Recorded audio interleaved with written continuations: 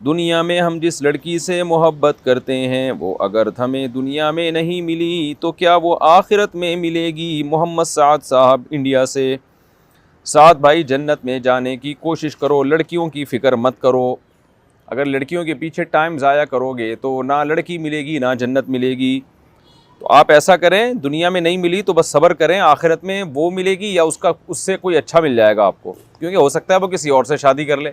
अब अल्लाह किसी की बीवी उठा के तो नहीं आपको देगा ना, उसका क्या कसूर है बेचारे का। तो लेकिन आप गम ना करें, बिल्कुल भी गम ना करें आप। मैं आपका जो आजकल नौजवानों के हालात है ना, उनको देख के पता चलता है कि बेचारों का कितना गम होगा। तो इसलिए आप गम ना करें, अल्लाह किसी और कोई आपको उससे अच्छी दे देगा इंशाअल्लाह। उस वक्त आपको गम नहीं होगा कि ये वाली मुझे क्यों नहीं मिली।